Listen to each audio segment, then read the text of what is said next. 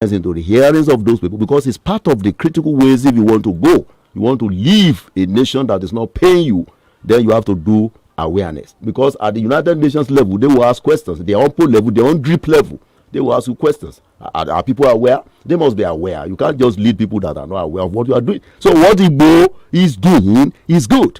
If you have been in a nation over the years and it's not paying you, and then you want to do a rethink, I don't think there's anything bad in that. Freedom of expression. You said what Igbo is doing is good. Yes. Yes, he might have that that notion. He has a cause. Yeah. However, are the elites right behind him? Yeah.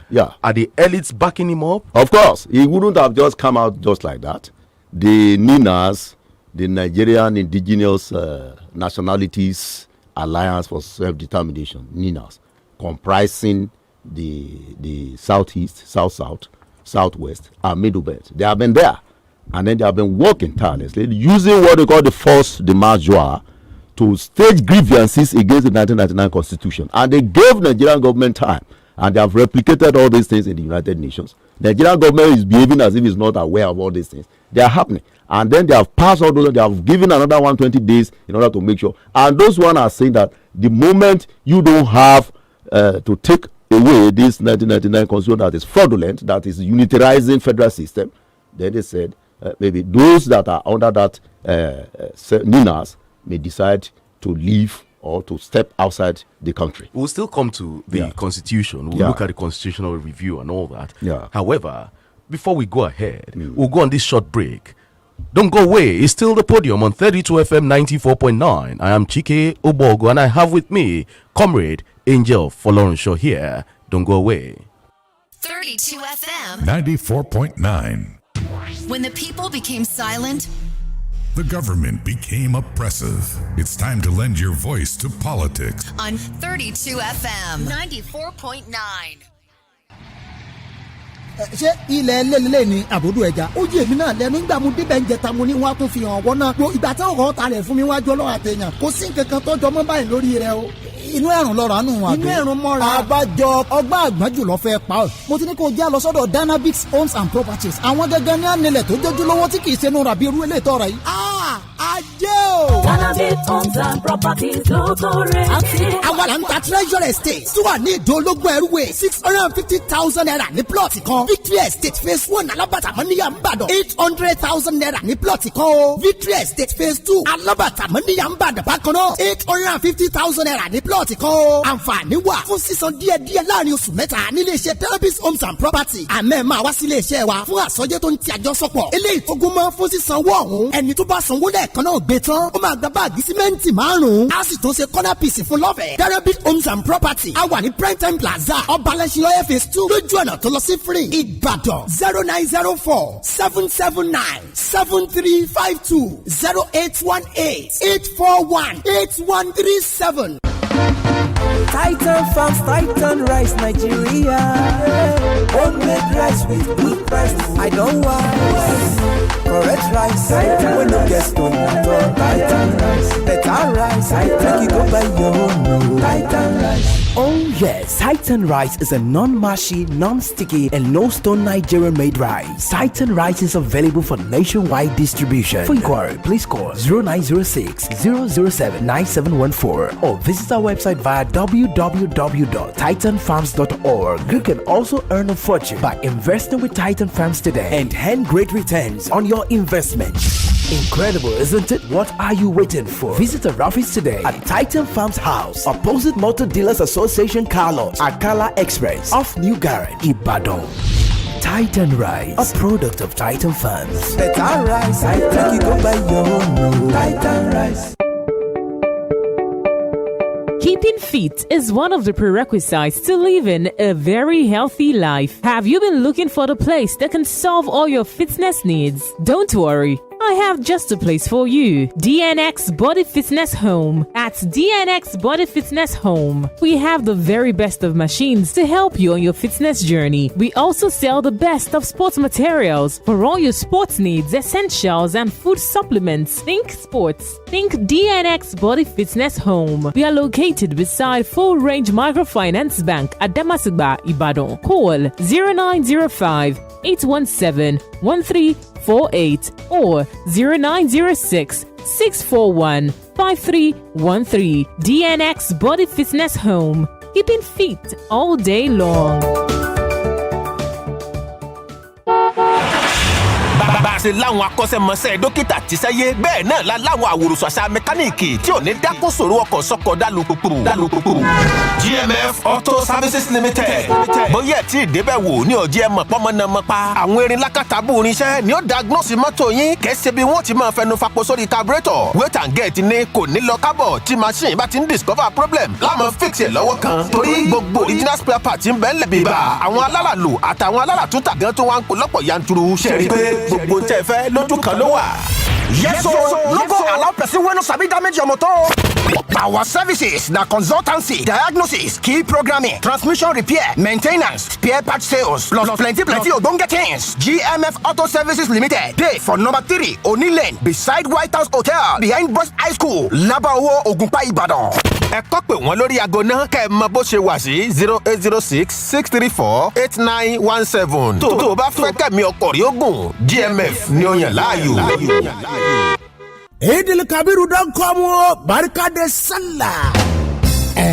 To enjoy this Ileya yafu. The secret na today part of Evertop Realty's amazing Ileya promo. Where we say na 30% ogbonge discount on a go enjoy for any plot of land where you buy and pay one time. But if na today pay small you day with initial deposit of 25,000 naira, na 20% discount you go chopulate for United Estate Ologweru and Vintage Court Ido for Ibadan. Plus include our other estate when they for Ikorodu, Ibeju, Lekki Aja, Shimawa, Ekpe and Oka for Anambra State. Make I tell you, as soon as they buy land, now you dey carry ram, bag of rice, groundnut oil with different electronics go home. The promo don't start till 31st July 2021. Carry yourself now. Go to Evertop Realty's office when they number 5 at Dekule Faji Road, 3rd floor, Shijiwala House, Dugbe, Ibadan. Abikukuma they call them Telewire 01-453-4489 or 080-222-66806. A layer promo for Evertop Realty's. Na baba. àwọn èèyàn mi ṣègbè nítorí àìmọ̀kan Ruben George Theological Seminary Ìbàdàn ẹ̀ka ilé ẹ̀kọ́ fásitì Àjàyí Crowther tí ń bẹ lọ́yọ̀ọ́ àti Christ for the Nations Institute Dallas ní USA ń ṣètò ìdánilẹ́kọ̀ọ́ tó kún fọ́fọ́ nípa ìmọ̀ ẹ̀kọ́ Ọlọ́run pẹ̀lú ìwé ẹ̀rí tó yọrantí nípa ètò ẹ̀kọ́ ìmọ̀ Ọlọ́run Diploma in Theology and Religious Studies, Bachelor of Arts in Theology and Religious Studies, Executive Postgraduate Diploma in Pastoral Studies, Masters of Arts in Christian Leadership and Pastoral Studies, Master of Divinity. Ǹjẹ́ àlùfáà ìjọ nìwọ ni díákónì lọ́kùnrin lóbìnrin alàgbà ìjọ ajínrere olùkọ́ tàbí ẹni tó tún fẹ́ nímọ̀ lẹ́kùnrẹ́rẹ́ nípa Ọlọ́run Ruben George Theological Seminary gangan ló dáńtọ́ fún ọ láti wá. Ẹ kàn sí alákòóso Ruben George Theological Seminary ní Gospel Town Arúlógún Road Ọ̀jọ́ Ìbàdàn tàbí ojú òpó ayélujára www.riget.com.ng. Ètò ìgbaniwọlé ń lọ lọ́wọ́ ẹ̀lú wa ní 0805-304-0344 0805-304-0344 Ruben George Theological Seminary ilé ẹ̀kọ́ fún ẹ̀kọ́ nípa ìmọ̀ Ọlọ́run tó yọrantí. Who will rise from the ashes of postponement to claim their place among the greats?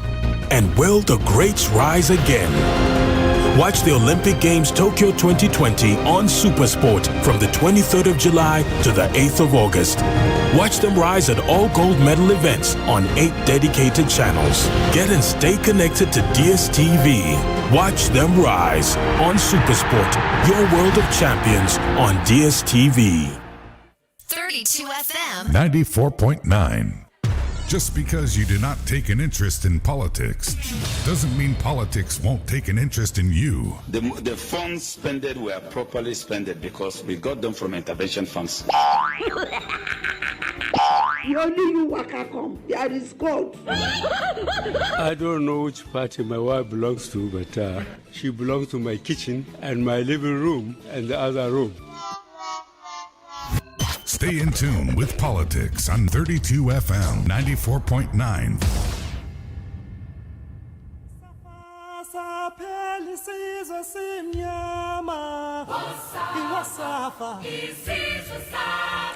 Are you still there? It's 32 FM 94.9.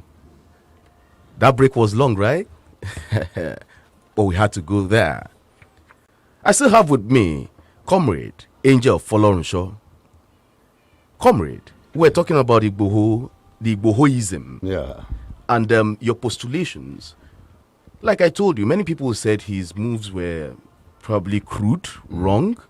However, those saying that, have they come out to actually say, okay, this is the right way to go? Have they done that? Well, thank you very much. You know, there are a lot of things going on in this country now. Some are agitating for self-determination. Some are thinking about 2023. Some are even managing how to live in the situation going on. So those that are calling themselves elitists or the elites that have been in slavery over the years, and then they now think Igboho is not doing as expected. The question is, where were they in the time past? But in the struggle like this, it is not all the time that you just have to start with your best 11. At times you go, you know, it involves some sort of propaganda, and then if that is the situation. And then, of course, even mere looking at, if you go historical, you see that there's what they call charismatic leadership. The situation will just throw up somebody, and then that person may come as a result of maybe some kind of a supernatural power, and then before you know, others will follow. And then the case in point is that of the one that happened in France, maybe about 18th or 19th century, that Joan of Arc, that 15-year-old girl who took charge and led France into winning war against British over the 100 years war they talk about. So anybody can just come, and then the thing goes on in phases. If this one is not that this issue of Yoruba independent self-determination struggle, it's not just starting now. It has been on from the days the people call about the Jangbara. Not less than about 300 groups are under Ilan Omo Odua, and then they are all there. Some will want it gradual, some will say radical, and so on and so forth. So all they are talking about is about change. So the coming of Igboho is that Igboho is just coming at a point when some so-called elites decide to just keep building and be watching things going on, and then getting ready to swear to perpetual slavery, and then the man is out. Okay, I think it's high time we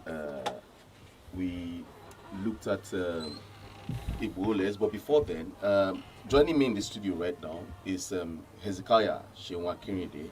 Sure, it's good to have you this morning. Chike, good to see you again. Nice to have you back on the microphone. Happy New Year.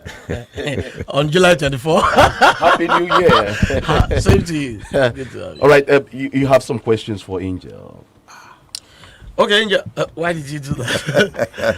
So, okay, now, for me, Igboho presently is held in Benin Republic on the charge of passport forgery. The Nigerian government is also reported to be making a push for his extradition to Nigeria. Now, the statutes of the ECOWAS is very clear on how this should be treated. Yes. Are you not worried, or are you worried that we may have a situation where the African thing comes to play, where Igbo could be, quote and unquote now, kidnapped and repatriated to Nigeria, just like the Umaru Diko thing in 1984, I believe. Okay, well, thank you very much. I think some people are even criticizing that why should Igboho, maybe some will say maybe run to Benin Republic. They have forgotten that in the strategy or a strategic aspect of the war or battle, there's always the concept of a retreat. So when you get a retreat, you want to go and study things and then come and look over things again. Because if you allow yourself to be captured by people who tend to be relatively vengeful and malicious as to dealing with you, then the person may just be having some problem, because this thing involves leadership. Then, being in Benin Republic, we've had the issue of political asylum that the guy sought for before, maybe en route Germany. And then, of course, ECOWAS protocols 4 and 5 talk about extradition, and then the process. If it is going to be the issue of maybe being persecuted, that is persecution as regards politics, as regards religion, as regards your outlook or whatever, then I don't think the Benin Republic should try and allow the man to be extradited by the current government, the government that is not friendly when it comes to the issue of even wanting to arrest him before he left the shore of Nigeria. So, looking at it from that angle, even at other international instruments, when the thing is burdened on persecution on the basis of your belief, for example, it is his belief that Yoruba nation should go And there's nothing bad in that one. It's just a proposal or proposition. So nobody should feel bad about that one. So looking at it from that angle, and then what some experts in the legal profession have been talking about is saying that it's not likely, excepting they want to bring in that fiat as this their so-called big brother or the giant of Africa, whatever. And then the economic aspect, vis-a-vis what people could be deriving from Nigeria when it comes to the job, and then this ECOWAS, whatever, and some shakasuku things that they are still springing up as to making sure that the guy accepting, and then even if the man has sought for political asylum, and then you are now talking about the issue of maybe 4G or whatever. Some are even saying that once it is a kind of between life and death, there is tendency that he may scale the thing. And then if eventually they bring him down to Nigeria, let us assume, what is going to happen? Do you think they will be doing it in their own house or doing it alone? They will go to court. And then the whole world will focus their attention here. But Zaki has been in court since 2015. He's been in court forever. Will this government be there forever too? What's the name of this guy too? The former NSA. Sambo Dasuki. Yeah. Before he was released. This government is notorious for that type of thing. Look at that 2015 December. Yeah. No less than 347 members of that guy fell under the bullets of this administration. So you can see that it's an administration that disregards the rule of law.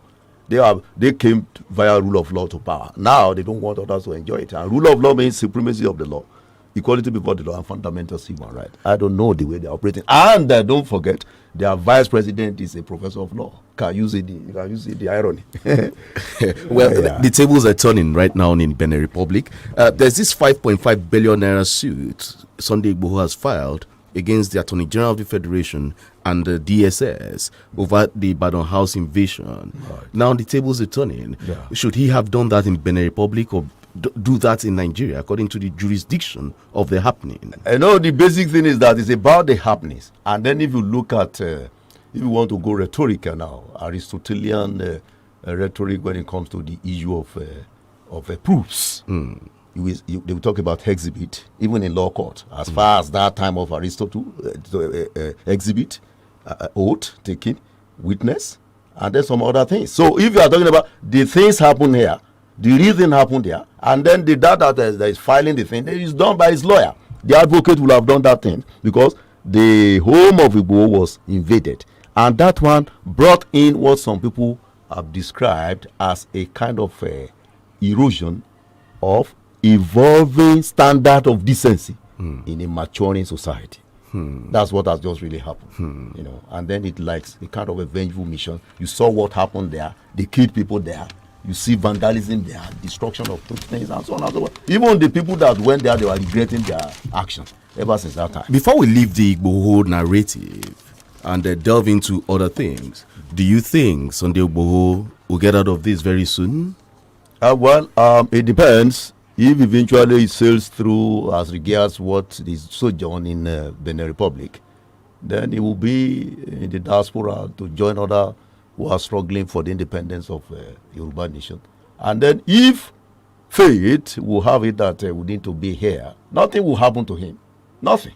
And if anybody thinks anywhere that is going to carpet Igbo so that in order to muzzle the voices of those who are really agitating peacefully, they are deceiving themselves.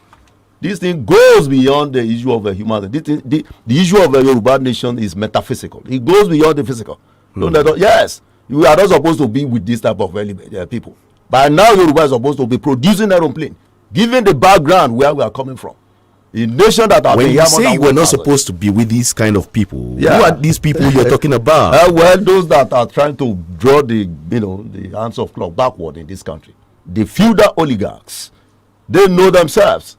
And then there's no way you can continue to be with this type of people and get anywhere. I'm telling you. It's the Federal Republic of Nigeria. Federal Republic, the federal you are putting there is we fraudulent. Don't have an oligarchy in Nigeria. The federal you are putting there is fraudulent. There's nothing federal about Nigeria.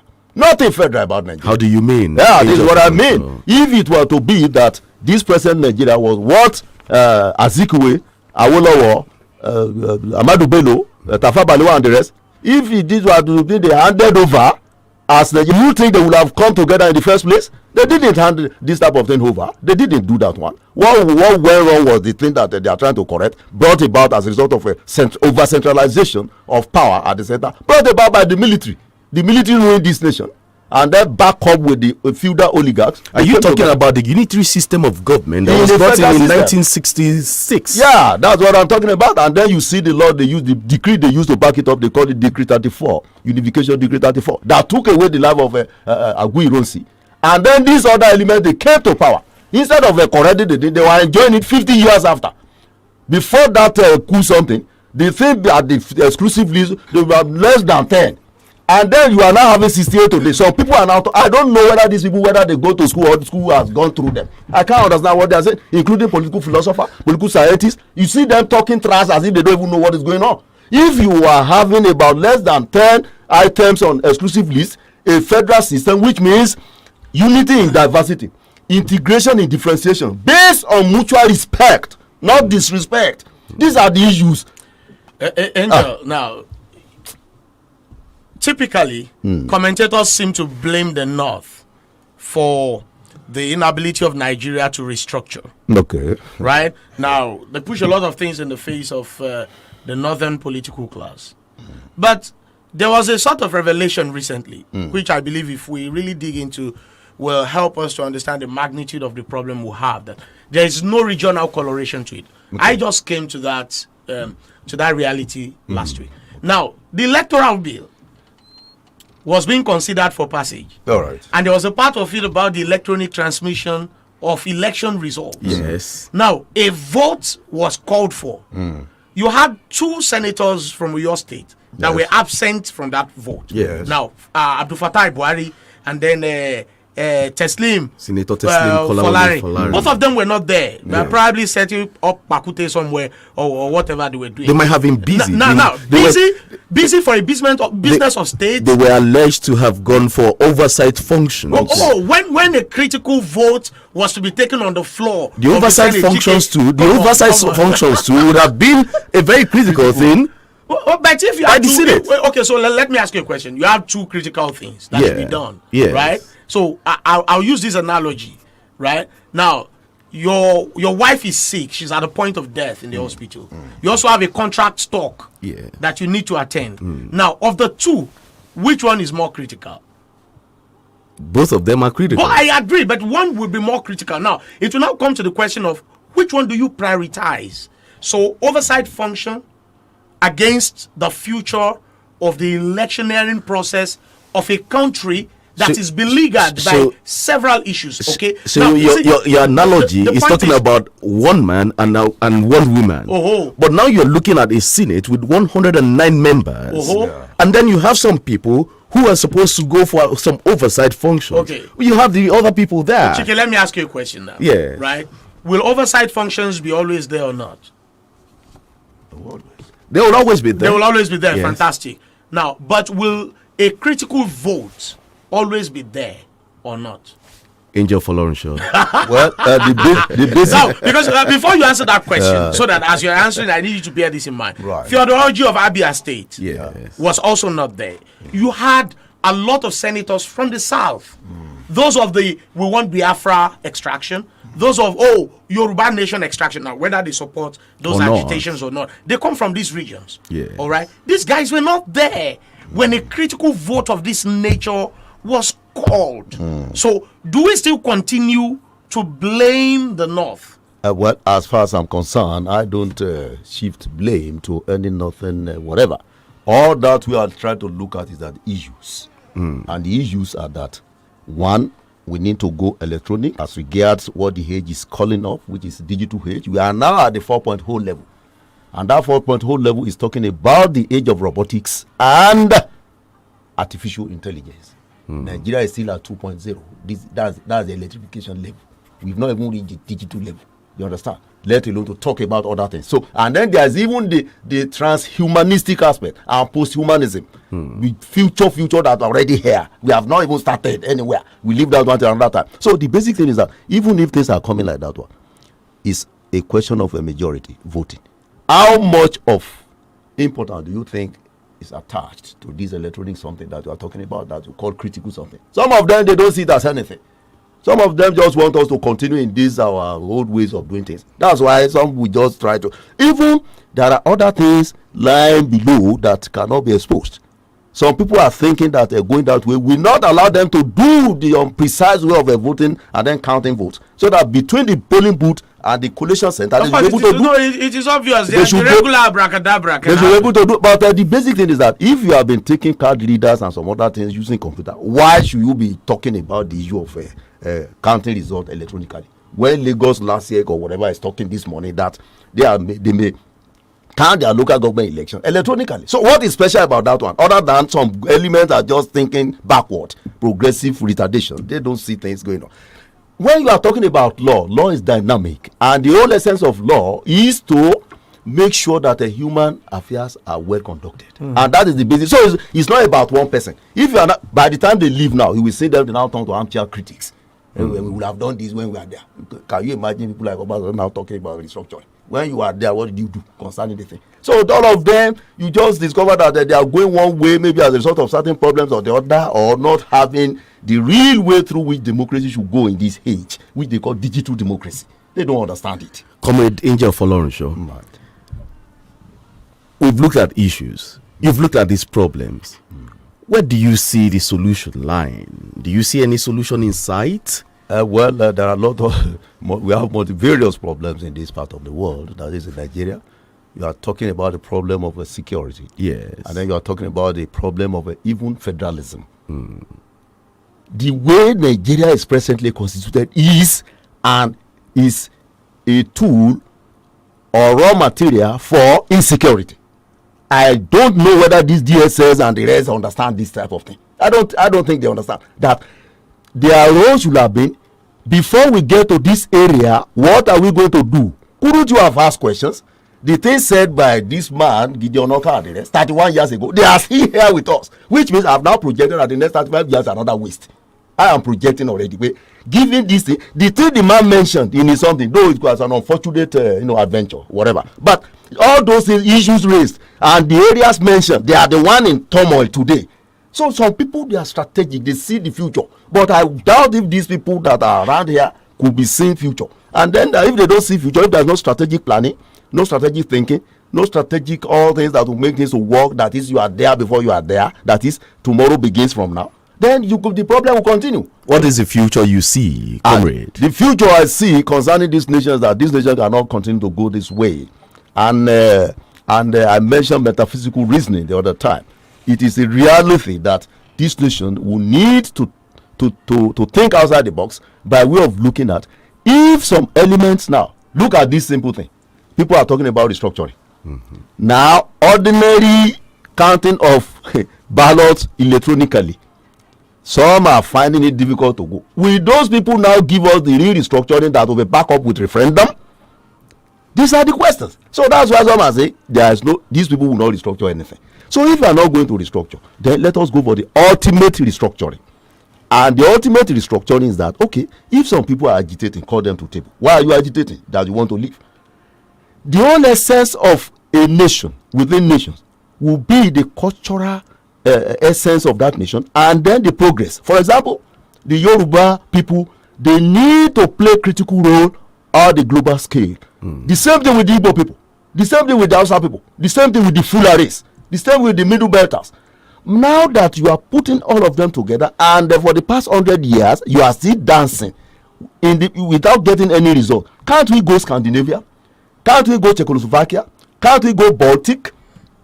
These are peaceful. Or even go Switzerland. These are the Belgium now in a few years. They will go their separate ways. You will see them. There is nothing bad in that one. You can still come back as a union. You can have the defense part. You may have trade pact. You may meet at ECOWAS. You may meet at AU. You may meet at United Nations.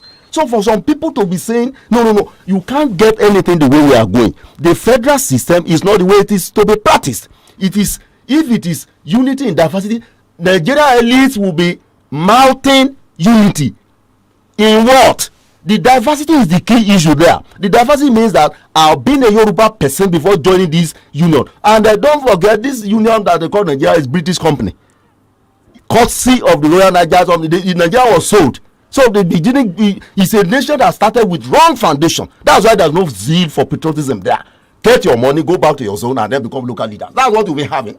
And that center has always been there. Some people are benefiting from this over-centralizing trend. You can never get any result with that type of thing. The system is rot, is decaying, and is giving room for corruption. And some people are enjoying it because they are hiding under the scale of a systemic rot. So that's why using constitution to further consolidate all these things, the elites that are part of that rot, they are enjoying it. They think life is just about bread and butter. When the Lord Jesus says life is not about bread alone, but the word that comes from the mouth of God Almighty. It has a meaning. We have to look inward and say, let us sit down and then redraw the borders. Borders of Nigeria must be redrawn. And then from there, we'll be able to see the light of the day. Okay, Chike, I want to throw this to you. Yes. Now, because I seem not to be able to move away from, I call it madness. The madness that happened at the Senate. Now, because you see, whether we like it or not, you'd recall, let's take a journey back in time a few years ago.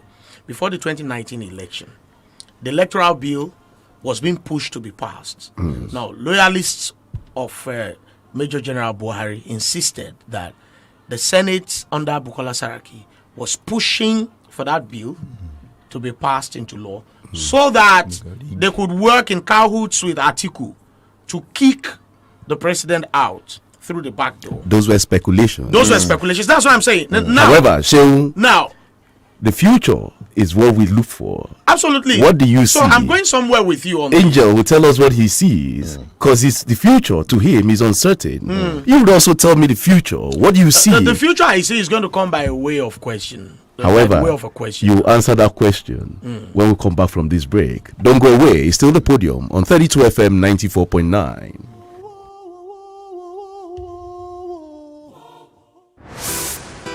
In order to matter, matters of the state must matter to you. If some people are crying that they are in darkness, they should go and hold those who vandalize the installation. Let me say that the political crinkle.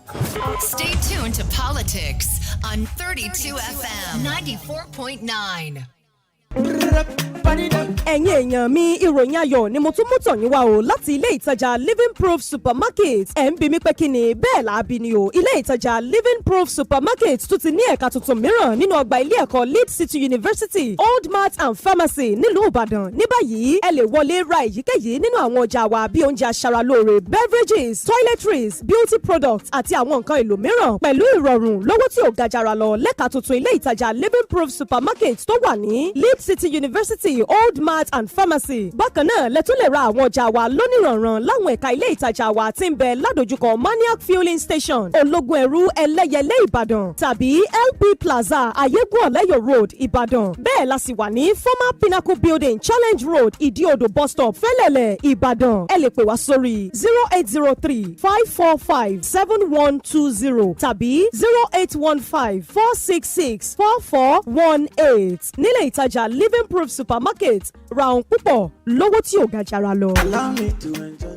ọdún méjìlá tí iléeṣẹ́ mẹ́yọ kéèké ti tí wà ní Adébáyọ̀ Ìdíayùnrẹ́ Olúyọ̀lé local government Ìbàdàn àtúgbé kínní ọ̀hún dé àkọ́kọ́ ọrú ẹ̀ tá a ṣe bẹ́ẹ̀ rí. láti jẹ́ kí gbogbo ènìyàn ó di onílẹ̀. san 40,000 naira kẹ́ẹ̀sì san yòókù láàrin ọdún méjì pẹ̀lú sísan 650 naira lójoojúmọ́. àtúní àǹfààní ọlọ́dún kan tàbí kẹ́ẹ̀kulẹ̀ san 375,000 naira lẹ́ẹ̀kan ṣoṣo. kẹ́ẹ̀sì gbọ́lẹ̀ yín pẹ̀lú ẹ̀bùn standing fan. àwọn àǹfààní mẹ́rìírí tí ń bẹ lórí ilẹ̀ tiwa rè é. ilé tiwa lórí estate tiwa táwọn èèyàn ti ń gbé. good road network iná ọba ti wà ń bẹ̀. kò sí wàhálà àwọn ọmọ onílẹ̀. perimeter fencing tó ń ti ibùgbé ìṣeré fún àwọn ọmọ kéékèèké. ẹ tètè wá gba fọ́ọ̀mù tiyín náà ní 2,000 naira. iléeṣẹ́ Mayor kéèké táwa ní first floor àgbà nílé panu complex ládojúkọ Ackland filling station Odùọ̀nà Eléwé bus stop Ìbàdàn. ẹ pè tàbí kẹ́ WhatsApp lórí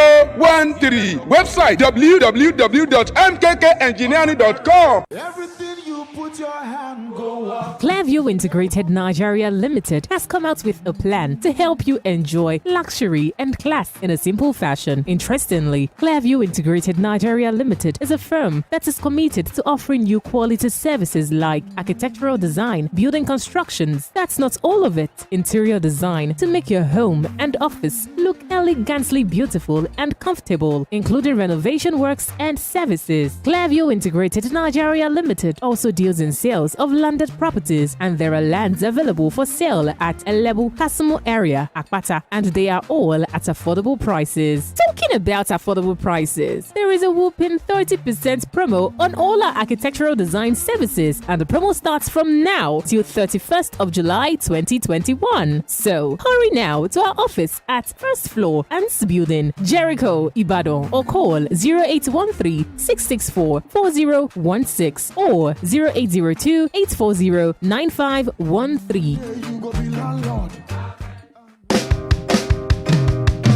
ọ̀rẹ́ mi fi mí sílẹ̀ jàre. kí ló fà kanra. kò sówó nílé gbogbo ẹ̀ ló tojú sú mi báwo ni mi ò ṣe ní kanra báyìí. kó yẹ kó o máa pariwo kò sówó nílé àá o ò tí ì gbọ́ nípa Coop One Stop ni ó lè jẹ́ aṣojú Coop One Stop lágbègbè rẹ̀.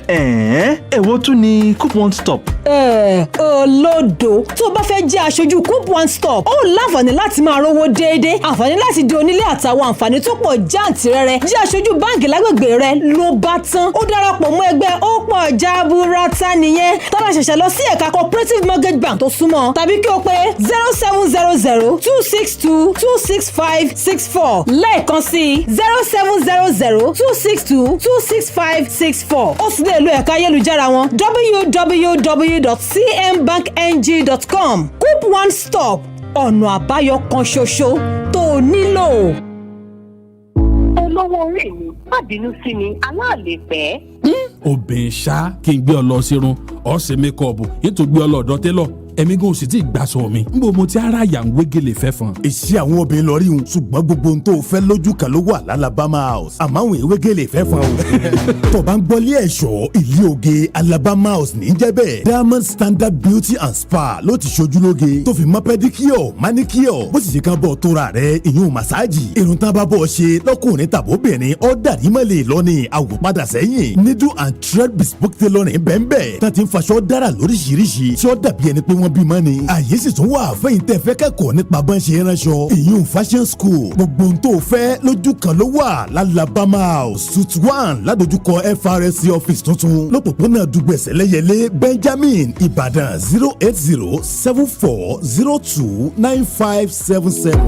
Alabama House ilé oge àfihàn. kẹ́rẹ̀ o bí gbogbo wa ṣe mọ̀ pé sáà ètò ẹ̀kọ́ tuntun làwọn ọmọ wa ń wọnú rẹ̀ lọ báyìí ó yẹ ká farabalẹ̀ dáadáa ká tó máwọn ọmọ wa wọnú ilé ẹ̀kọ́ kankan ìdí nìyí tá a fi ń kéde ètò ìgbaniwọlé fún sáà ẹ̀kọ́ 2021-2022 sí Morning Star Group of Schools àwọn tún ní Stars Comprehensive College ilé ìwé tó tún gbangba sùn lọ yẹ ní Morning Star Group of Schools jẹ́ o pẹ̀lú ìrànlọ́wọ́ àwọn olùkọ́ akọ́ṣẹ́mọṣẹ́ àyíká tó dára láàyè pẹ̀lú ìmọ́tótó bẹ́ẹ̀ ni ètò ààbò tó dájú ìdánwò ìgbaniwọlé yóò wáyé ní July 17 àti August 21 ọdún tá a wà yìí níléèwé Stars Comprehensive College Old Army Barracks Sawmill Ìbàdàn. Yes, Stars Comprehensive College, a citadel of co-education, announces its entrance examination, which will hold on the 17th of July and 21st of August 2021 at the Stars Comprehensive College, Old Army Barracks, Sawmill, Old Ife Road, Ìbàdàn. By 9 a.m. 08033238604,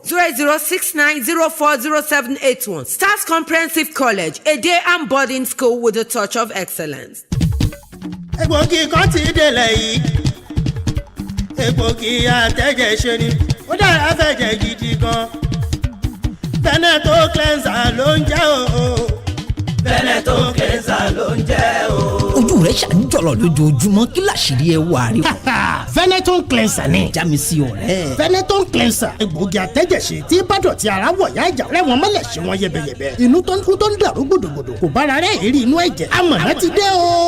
Veneton cleanser egbòogi atẹ́jẹ̀ṣe tí a fi ewé àti egbò ṣe ní ọ̀nà tìgbàlódé. NAFDAC fòǹtẹ̀lù MA1 Nigeria Limited ni wọ́n gbé Veneton cleanser jáde. A wà ní nọ́mbà 17 Ọba Akínyẹlé off Adeogun Street Aláàfin Avenue Olúyọ̀lé Estate Ring Road Ìbàdàn. Telephone 08034051533 fún títà àti rírà. Ìwọ náà darapọ̀ mọ́ wa. Veneton cleanser àmọ̀tẹ́kùn egbòogi tí ya gbogbo kòkòrò inú ẹ̀jẹ̀ wẹ́lẹ́wẹ́lẹ́.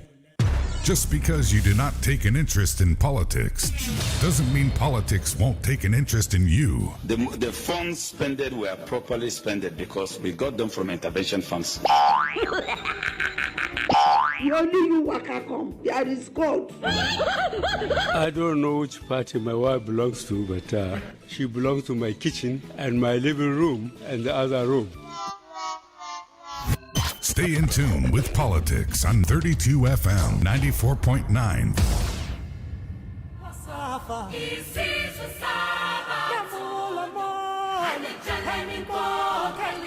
Welcome back. It's still the Podium on 32 FM 94.9, the station where joy resides. I've been discussing with Angel Folorunsho, and also in the studio with me is Hezekiah Oluwashinwa Kirinde. What is the future you see? What is the future you see? The future of the country is bright. The future of the country is bright. On Facebook, Benga Ogunbumi, what is the future you see? Abdul Salam Haminat Adebisi, what is the future you see? Akinwale Adeyemo, can you see? Can you see the future? Sheyi Oyewale, thank you. Can you see the future of Nigeria? Ademola Ogunremi, can you see the future? What future do you see? 070550949, 080970949. You can talk to us. Those are the phone numbers to call. Hello, good morning. Hello, good morning. This is Ibrahim from Akpata. Ibrahim from Akpata, good to have you this morning.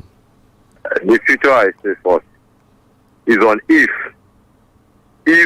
we make use of good governance in ourselves. Because I always said this, it's not the government that is not good. It is in essence that like the preamble that Mr. Ezekiel just brought in now, that was explained about the Senate. Look at what we put forward for an agitation. Now, the people that are supporting agitation, even so, I used to hear some people say, those people that are agitation, they are all thugs. Even no matter the level of literacy they have, they are all thugs. That's what they are. What I used to hear from people. Like, are you also supporting them? I said it's on if we have good people representing us in every back and forth. Look at Yoruba. We have number 2 at the president. We have the number 4 at this same federal. We have the number 4, and every state we have representatives that represent us. Both Lagos, anywhere that is Yoruba state from this south, we have them there, and we always agitate that we are behind. Why are we behind? That means our people are the same people that are putting us behind. The picture I see is if we put the right people, the right peg in the right hole, or maybe if I'm correct, that's the picture I see. We will get a better picture. Because the same token we are getting, what are we spending it on? So Ibrahim, the future is bright, right? The future is bright. But if we put good people that can represent us, if not decide deceitful people, not people that are not content, that cannot stay with what they have. All right, your point has been made. Your point has been made. Thank you. Don't let us put billionaires there. All right, let us put people that they are like us. All right, thank you. Your point has been made. What does I mean, if things continue the way they are, I don't see this nation, getting it as expected. All right. So, and then we have to do something better to make sure that the voices of others are heard and rule of law. Hello, good morning. Hello, good morning. Okay. So what future do you see? before we leave this segment? Oh, well, personally, the future I see is the future where the people get tired.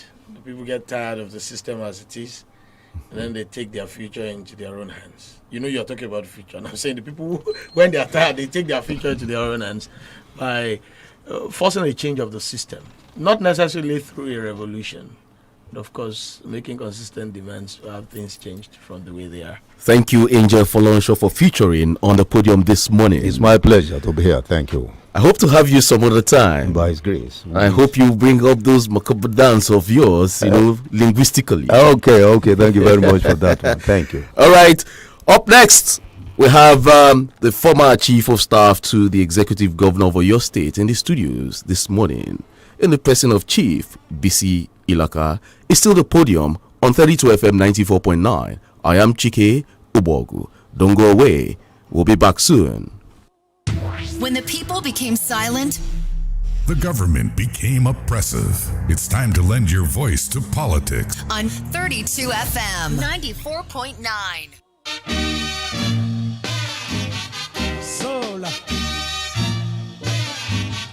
Sola nazui tango lelo pona lobela yo. Mama na kobanga mingi sepo bamba na valeki. Una komituna oh sola na mituni. Bamba na mingi oh na boya concurrence. Ina nini sola oko sala boye. Nale pinzoto o motema mozokinga nale kawapi o bapangi ya Vincent soki na tuni na bato ngai na loba nini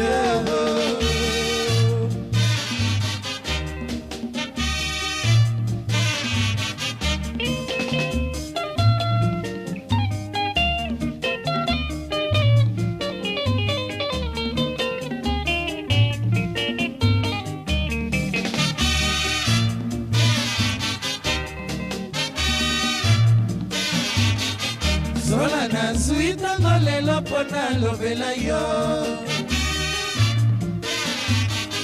Mama na komanga mingi sepo mama na valeki. Una komituna oh sola na mituni. Mama na mingi oh na boya concurrence. Just because you do not take an interest in politics doesn't mean politics won't take an interest in you. The funds spent were properly spent because we got them from intervention funds. Only you waka come. There is God. I don't know which party my wife belongs to, but she belongs to my kitchen and my living room and the other room. Stay in tune with politics on 32 FM 94.9.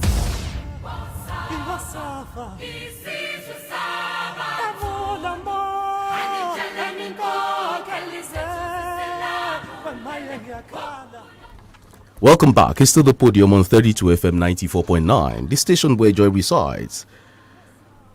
With us in the studios this morning is a tax expert, a lawyer, and a former chief of staff to the executive governor of Oyo State. He's also the Ladilu of Oyo, a very powerful chieftaincy title. He'll tell us the meaning very soon. Chief BC Ilaka, it's good to have you on the podium this morning. Morning, everybody. It's a pleasure to be here this morning. All right. It's good to see you after a long while, and it's good to have you on the airwaves after a very long while. Yep.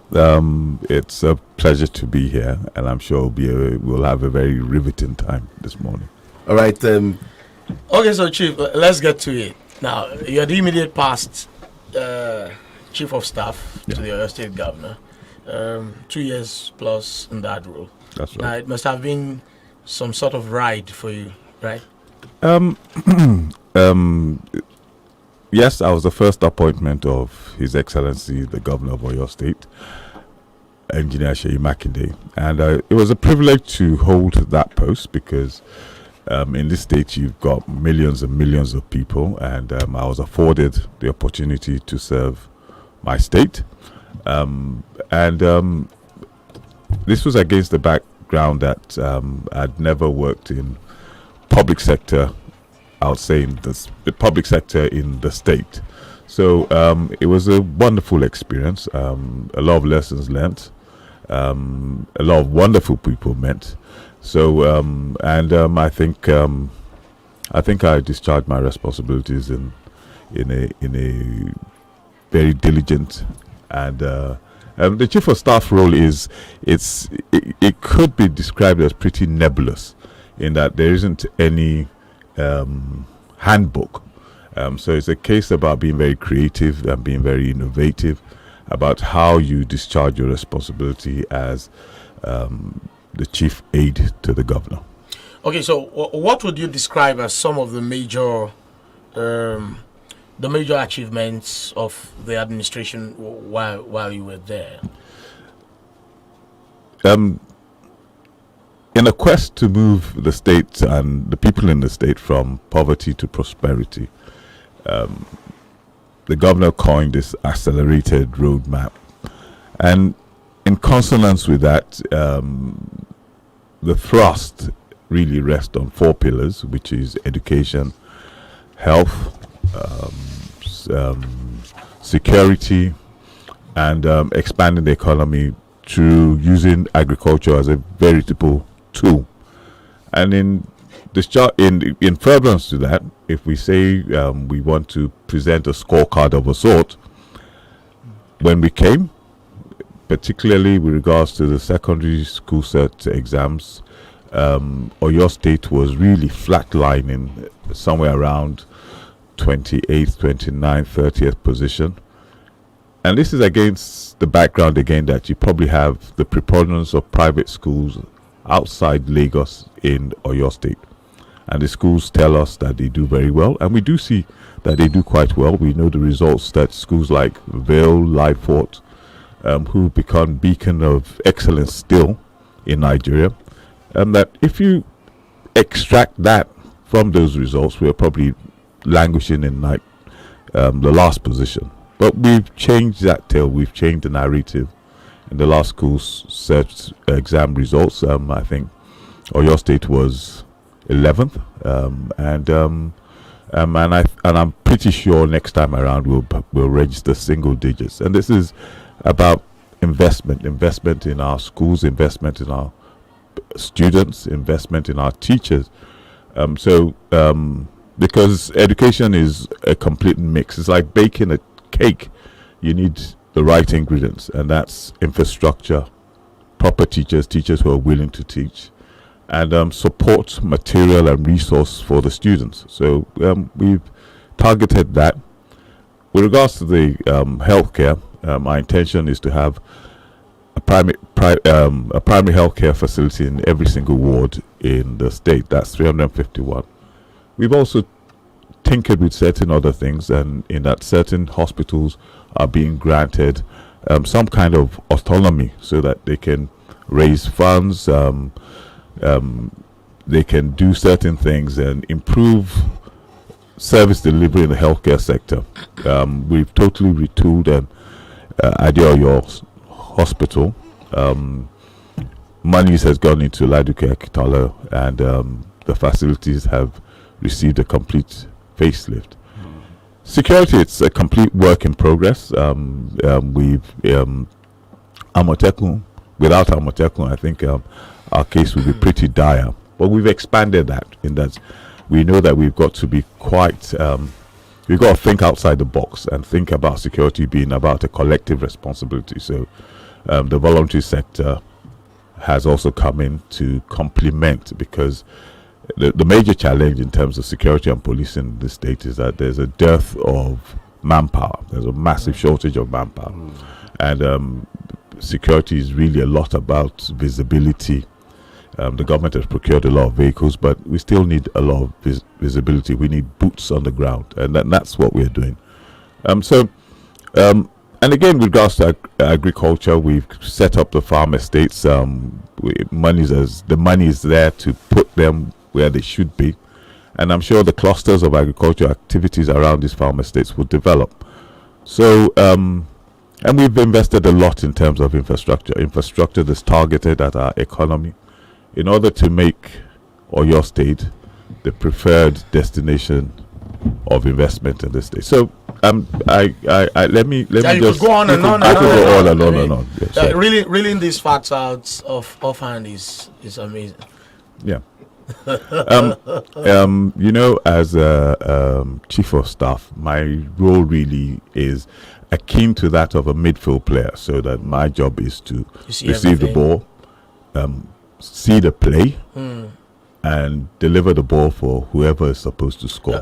Do you also break up attacks? Yeah, break up attacks, facilitate and turn defense to attack. Fantastic. So the vision has to be clear. You have to be able to see the whole field of play. I think as we progress, we're going to ask you about how many attacks you've been able to break down. Which football club do you support anyways? Don't tell me Arsenal. Definitely not. Manchester United? I support the only proper football team in North London, which is Tottenham Hotspur. Wow. Oh, you guys never win anything. Okay, you just came up with achievements of the administration while you were there for 2 years and all that. Now, let's look at you personally. What were your challenges as the chief of staff? Of course, there were many challenges then. You know, this is life. And so challenges are supposed to be ridden and overcome. But the main challenge is that the role is quasi-political. So I'm the head of the governor's aides. And in the fact that everybody wants to see the governor, so I have to interface with them. So you've got to be a little bit of a diplomat in that you've got to listen to the complaints, the requests, the demands of people who would like to drop this with the governor. And because he's a man whose time is his diary is completely filled, he's got quite a lot to do, more than most people can probably even really imagine. So in order that things that ought not to bother him reach him, I'm probably like at the interface. And so, and our people being a pretty, I won't call them difficult, but pretty demanding lot, we try our best because we asked for the job, and so the people repose their trust in us, and so we try to discharge it and satisfy their demands as best as we can. A pretty hard task, if I may add. That's the only challenge you had? In the main, because you know people are they're varied. So it's in the main dealing with people, and also appreciating that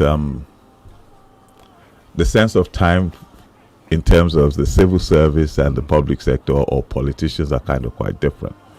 Civil servants by their nature think they've got all the time in the world, and being politicians, we know we have a tenured. Our position is always tenured, so we're in a bit of a hurry to get to where we're going, and our time frame and that of the civil service by and large does not synchronize. But in the main, it's all about dealing with people, and people come in all shades and color, and that's probably was the main challenge. You were the head of the governor's aides, and then you saw the office of the governor. You saw that post. Those who try to get into that office, do you envy that office? What do you think they should run away from, or what do you think they should come to do in that office? You saw the office. It takes a very, very special kind of person to aspire to that position. And looking at it at close quarters, I thought, I don't think I really want this job. But having said that, I think of politics as being almost like finding religion.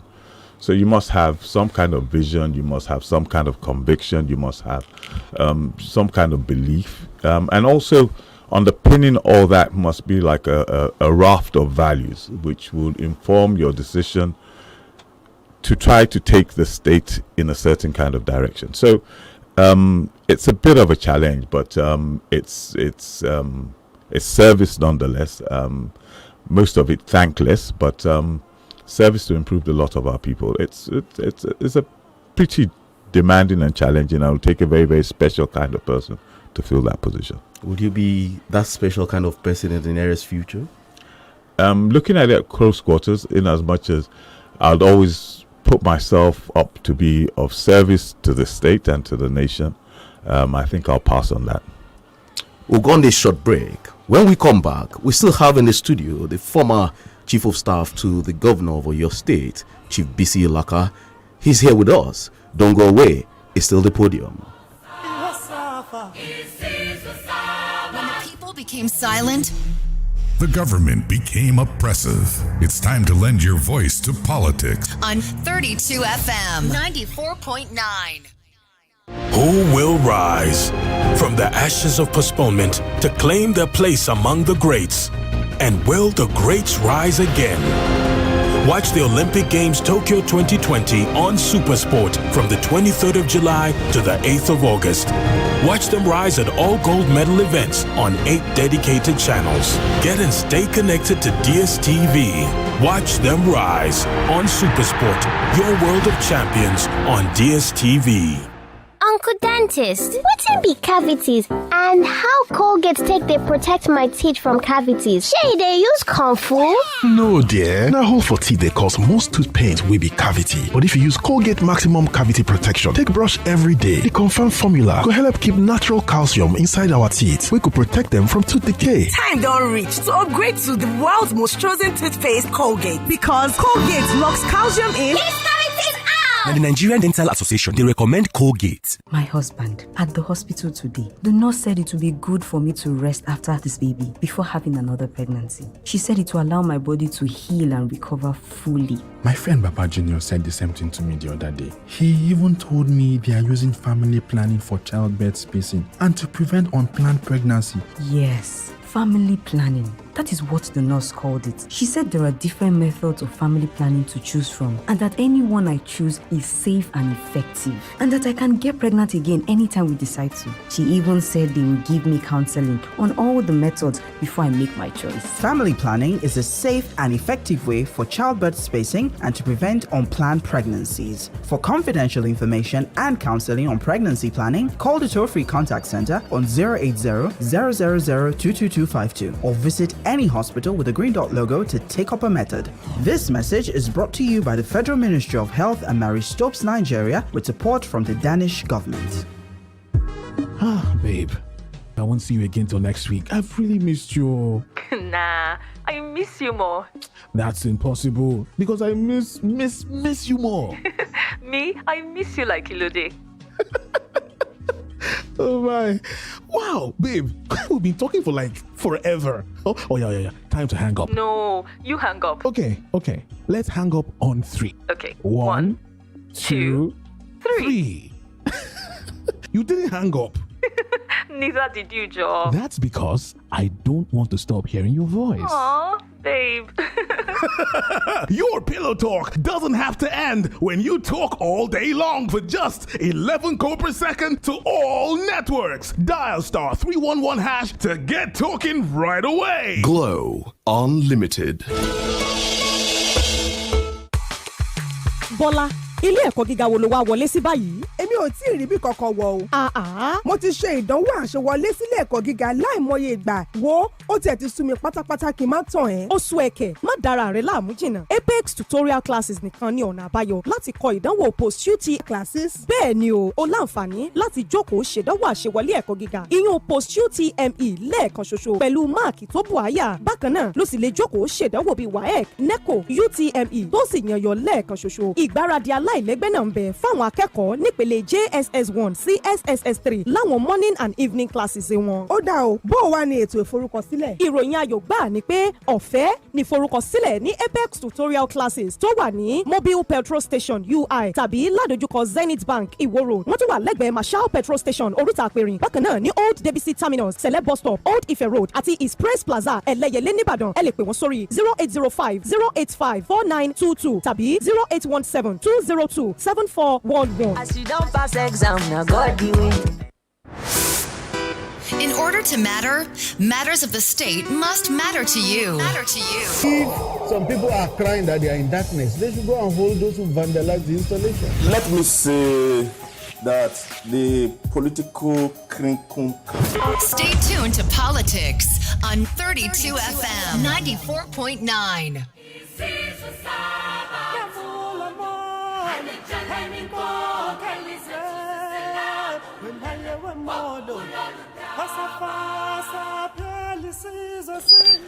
Welcome back. It's still the Podium on 32 FM 94.9, and we still have Chief BC Laka in the studios here with us. Before we went on the break, we had some discussion, but now I want to ask you a question. Chief BC Laka, on our Facebook page, some people are saying you're being diplomatic with your comments. So let's be undiplomatic now. If there's any way we can do that. Sheung, I want to ask him this question. That morning, when you found out that you were no longer in government, were you shocked? The conventional people would ask, it shocked you? I wouldn't say I was shocked, and I'll tell you why. In fact, from the very first day I came into that office, I thought, oops, have I made the right call or not? But I also knew that I'm an appointee of the governor, so I serve at his will. And I personally had really contemplated vacating the position from time to time. The thoughts have crossed my mind because it was pretty challenging and pretty thankless as well. But I still had a job to do. So because my stated wish has always been to contest and represent the good people of Oyo Central in the Senate, it was really a matter of time for me to go and plow my furrow, so to speak. So that was the time, and I took it in my stride. I took it with equanimity because at the end of the day, balance and in politics, you always have to have a very, very measured approach to things.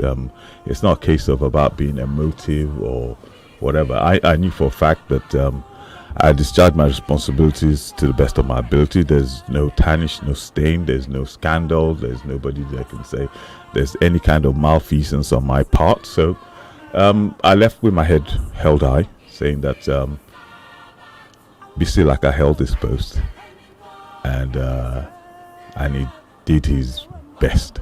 Weren't you surprised at some point? You didn't ask yourself questions? What happened? Okay, 17 commissioners are leaving. I also going with them. And then you get to your closet and you'll be like, did I do anything wrong to the governor? No, you see, my relationship with the governor is a very, very personal and private one. We've had conversations over time, before the dissolution, after the dissolution, and we've had conversations subsequent. So ours is it's a companionship which remains permanently work in progress. But we do communicate, and so I know if I'm not clear or I'm not sure about what he's thinking, I seek clarity, and he's actually quite forthright in providing it for me, because what we've demanded from one another in terms of our relationship is honesty and being truthful. So and the truth will never scare you. So we have an understanding, and that understanding remains true to both of us. Were you okay? Do you expect something else from this present administration before the 2023 elections, where you just said now that you would also want to contest to represent Oyo Central in the Senate? Yeah, I'm not really sure. Look, there are various discussions and conversations being had, and these conversations will continue. But would you just remain, inactive till then? I'm enjoying this space. I'm enjoying having to wake up and not look at my phone to say that, do I have to rush somewhere at 8 o'clock? Do I have this meeting? Do I have to attend to the governor to do this and that? And my time is by and large mine. So I'm recharging my batteries, reacquainting myself with a lot of people who I haven't been able to engage with for a certain period of time. And again, my party as a whole, the leaders in the party, I'll have the opportunity to reacquaint myself with them. And so this is literally bliss. I'm enjoying my time. I'm in training to try and run a marathon in London in August. So I'm enjoying this space. It's wonderful. Chief Ilaka. Marathon. Now, Chief. Marathon. I like that look on your face. Now, there is a tussle for power, for influence, for control in your party, the People's Democratic Party. Yeah. There are interest blocks that are not pleased with the governor. Olokwe is not happy with the governor. As much as associates have tried to deny, Monserrat is not happy. Elijah Monserrat is not happy with the governor, especially with the way Afonja's case went. I listened to her on another radio station. Mulika Takode, sorry. I listened to her on radio where she was interviewed. Presently, there is another faction that has evolved from your party because, as they claim, the governor has not kept faith with promises made in the past. Do you think you lost out to the recent change? Do you think you lost out to the power play in your political party, or be like a sacrificial of land? Maybe because, like you said, you and the governor have a personal relationship. Now, is this a case of, if I offend my friend, he's going to understand, so as to balance things out? No, okay. Put it this way, yeah. If I have any issue vis-a-vis this administration and the government, it would be personally with the governor, and our conversations will remain robust but private. But with regards to factions, groupings, and all kinds of stuff, right? The PDP is a very, very broad church. So we have the true believers, we have the atheists, you have the heretics, all occupying the same space. And because that is just the nature of politics, we can't have the same perception, we can't see things the same way. But having said that, this is not new in the PDP. As long as the discussions and the disagreements remain within the party. We'll have a Congress coming up soon, so I'm sure resolution to a lot of these issues will be found. But politics is something that's always in flux. It's all about that thesis, antithesis, dynamics. So I'm sure after the Congress or beginning of next year, there will be different circumstances, and we will play in accordance to those circumstances. A new structure of the party would have emerged, and we'll be looking forward to another election, and I think that would focus a lot of people's mind, because without a shadow of doubt, we want the years of the locust to be something of the past. And I'm sure accommodation for various points of view, as long as they're in the interest of the state, accommodation will be found for everybody. Your block, or before then, you said something that if you had an issue with anybody, it will be with the governor, not the party, and then you settle it amicably. Has there been any issue lately? Put it this way. Ours is a very robust relationship. So if I don't agree with something, I'll say to him, because what I promised him from day one is to be truthful and to be honest with him. And even if my point of view happens to be factually wrong, it wouldn't be from a place of malice or deceit. It will be from a place of honesty. So, that's the soundboard which we presented to one another. So, but he is the leader of the party, so he's supposed to provide direction and provide leadership for the party. If there are issues, if I feel he should consider certain things in a certain way or have a different perspective, I'll afford him that. But he offended you. No, he hasn't offended me. There's nothing personal about anything. He offended you. How? He took you off that post without letting you know, without a prior notice. Are you sure I didn't have as a prior friendly as deducing from what you're saying now? No. Are you sure I didn't have prior notice? Are you sure I didn't want to leave before? You're not. These are things that are in the. So tell us the true position of things. No, I'd rather you all speculate because I think I'm enjoying titillating all the speculations, right? Yeah, the speculation and a lot of speculation is. We don't want to speculate anymore. We want to know the truth. We want to know what really happened. What happened is we had a conversation, okay, and we came to a certain understanding, and that was fine with both parties. So there's nothing more to say on it. We had a conversation. We had a discussion, and the discussion was frank and honest, and we left it as at that. So there's no need to take offense, because at the end of the day, we came to certain kind of agreements. We came to certain kinds of understanding between one another. What were the agreements, Chief? That's for me to know and for you to also wonder. Would I say that part of that agreement is step down, there's something in the offing for you very soon? No.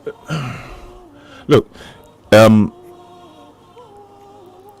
terms of this whole, my aspiration has always been to go to the Senate, because I think I have a feeling I would be able to provide my people with the representation they deserve.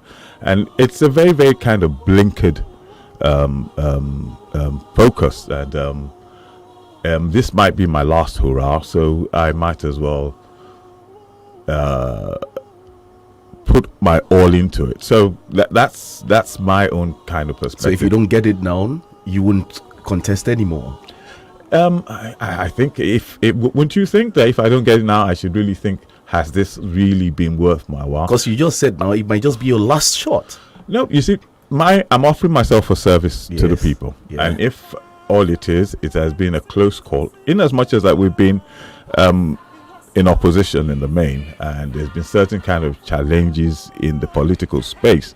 This is a different ball game altogether. The dynamics have changed, the players have changed, and I have a pretty good feeling about it this time. So it was part of the agreement, right? Again, that's for me to know and for you to wonder. Okay, but your next political move now is the Senate. That's correct. So let's discuss the Senate. Yeah. If Chief BC Laka aspires to go to the Senate, then you must have an opinion on the performance of this crop of senators that we have. Were you intrigued by the drama because this is personal to me? Were you intrigued by the drama that played out on the day a vote was called for electronic transmission of results, and then two senators in Oyo State, Senator Fatai Buhari and Senator Teslim Folari, were not there to vote? You see, they're not being there, for me, it's really tantamount to dereliction of duty, because everybody knows that those who chose not to attend to come and vote on that very, very, very definitive matter, it probably really, you could even go as far as saying that in terms of our democracy, these are kind of like existential positions which defines who we are, where we are, who we are as a people. We live in an age where you would expect that electronic transmission would not be an issue. The fact that we're even discussing it, it's a major indictment on that, on the Senate as a whole, and the people who, because this absence, everybody knows that they were tactically absent. They didn't want to be seen to have voted against it, because if they were there, I'm pretty sure they would have voted against it. It's a major indictment on them, and it's really, really poor. Particularly those who come from, I think, in the Southwest, because we pride ourselves on enlightenment, and this is like throwing us back, or it's like we're back in the dark ages. How can we be talking about elections and all about paper counting and paper transmission when we know the whole thing is fraught with malpractices. So electronically, everybody will be able to see it. INEC has transmitted electronically anyway. Political parties, if they're up to their game, would want to transmit their results as well to their own situation room electronically. So if everybody else is doing that, so why shouldn't INEC be allowed to do that? So these are the kind of things that I find pretty galling. And they're like, if you have been called to represent your people and you have the opportunity to vote on this almighty, this very, very important matter, and you go walkies, you're absent, right? That means you're really absent from your duty. So, I can't see how they can find redemption in that with regards to this matter. Okay, so let me put this to you now. You see the list of senators that were not on ground, and you find that they cut across the two major political parties: your party, the People's Democratic Party, and the All Progressives Congress. And then you have the only YPP senator, Senator Uba, who also wasn't there.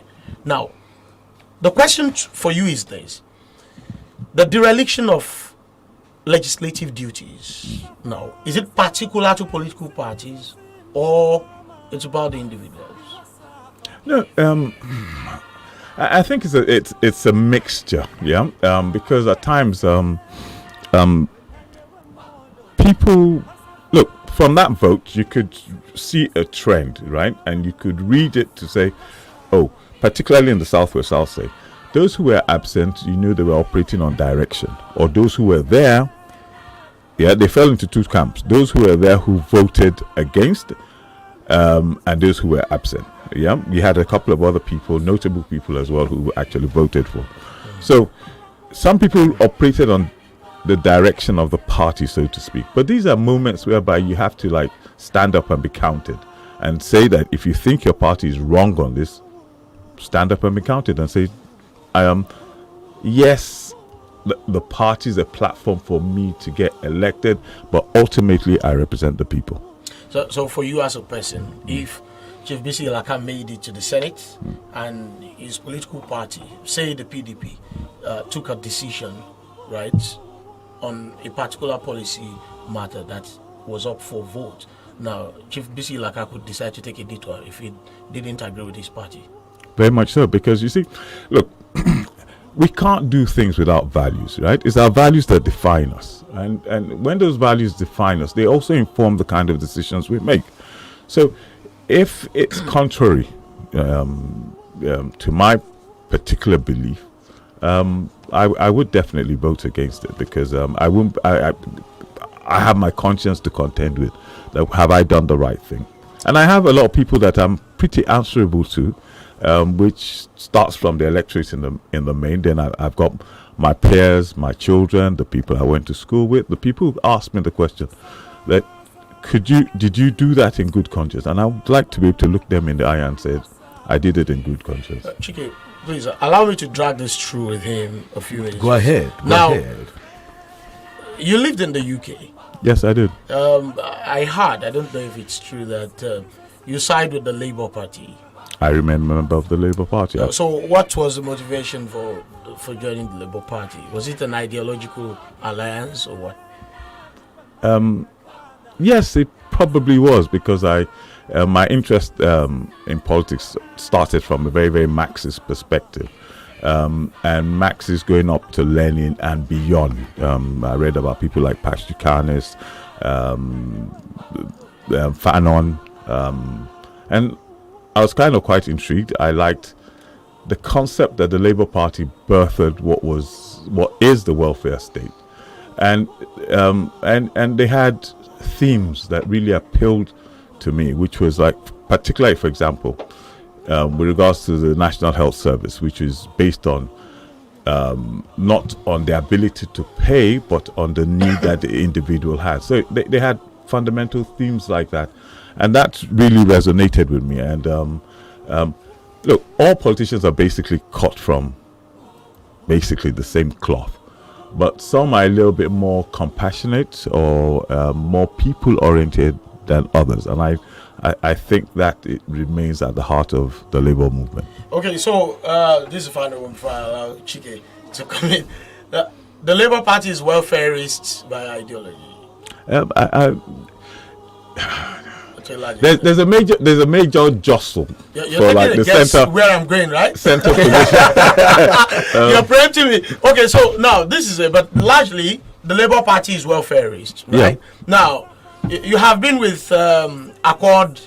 At some point. They said they shouldn't call them Accord Party. You've been with Accord at some point, and now you're with the PDP. That's correct. Now, it is popular knowledge, open knowledge, that Nigerian politicians are not driven by ideologies. They are largely driven by where are the opportunities for me. Interests. Okay, interests. Yeah. And they say it, without shame that, look, what is permanent is interest in politics.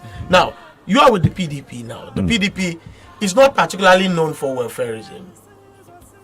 It's not particularly known for welfareism. So, what then is the relationship between your labor ideology UK, your labor ideology, and then the PDP? Considering your movement across parties, considering my when I came into politics, the PDP was the party I joined, and we had all kinds of issues and spats, which culminated in me going to Accord. And so in this journey, I've met a lot of very, very wonderful, inspirational now people.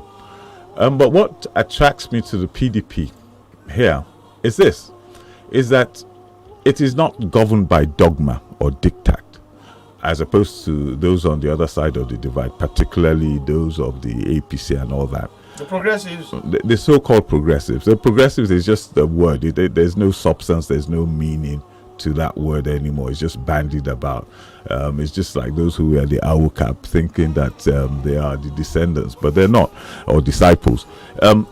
What fascinates me about the PDP is that we do have a culture of open debate, and so if that's the way to go, then I find it really important that you can't stifle debate. And politics, by and large, I don't think there's anything much of a left or right in this country, particular. But it's a case about, because it is your own personal philosophy becomes that guiding light, and I think I can air it within the space that is the PDP. I personally think that I would not be afforded the same opportunity if I was in, I would say, a party like the APC.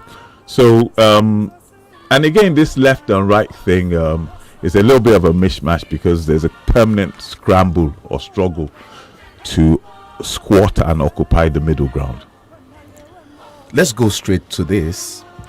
You want to go to the Senate. Let's That's go correct. down to Oyo town. Yes.